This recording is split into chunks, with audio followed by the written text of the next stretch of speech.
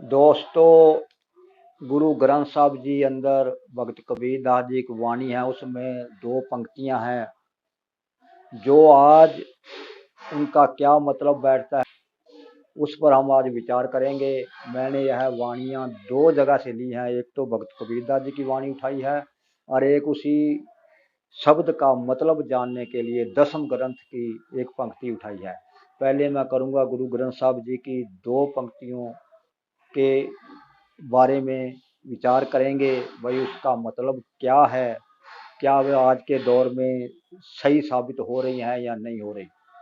गुरु ग्रंथ साहब जी के 870 अंक पर भक्त कबीर दास जी की वाणी है, नरु मरे नरु काम न आए, पशु मरे 10 काज सवारे। अब यह वाणी भक्त कबीर दास जी की है। इस वाणी का मतलब भी इसमें लिखा हुआ है, साथ में आप पढ़ सकते हैं। और नरु शब्द का मतलब क्या है, उसको आप पूरा कन्फर्म करने के लिए एक साइड में दसम ग्रंथ साहब जी की एक पंक्ति है, उसको आप पढ़ सकते हैं। अब इसमें साफ लिखा हुआ है, नरु मरे नरु काम ना आए, यानी कि जो आदमी मरता है तो उसका आदमी का मृत शरीर किसी काम नहीं आता। पशु मरे 10 घास सवारे, और जब पशु मरता है तो उसका शरीर आदमी के बहुत काम आता है। इसमें साफ तौर से यही कहा गया है कि पशु का शरीर तो आदमी के बहुत काम आता है, वह बहुत काम सवारता है, 10 काम सवारता है। लेकिन जो इंसान है, जो आदमी मरता है तो वो किसी काम नहीं आता।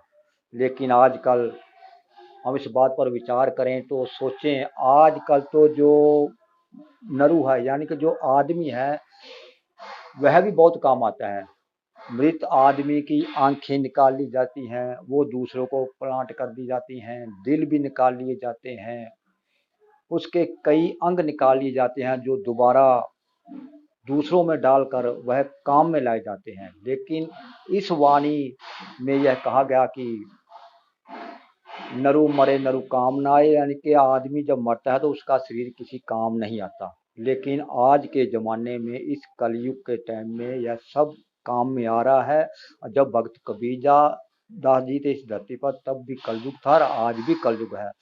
सारे काम में, यानी आंखें भी काम में आ जाती हैं, गुर्दे वगैरह पता नहीं क्या क्या सामान, हार्ट वगैरह क्या क्या सामान डॉक्टर निकाल लेते हैं, वह दोबारा किसी दूसरे में डाल देते हैं उसको जीवित रखने के लिए। लेकिन काम आ रहे हैं आदमी के, आदमी मरा हुआ आदमी भी आदमी के काम आ रहा है।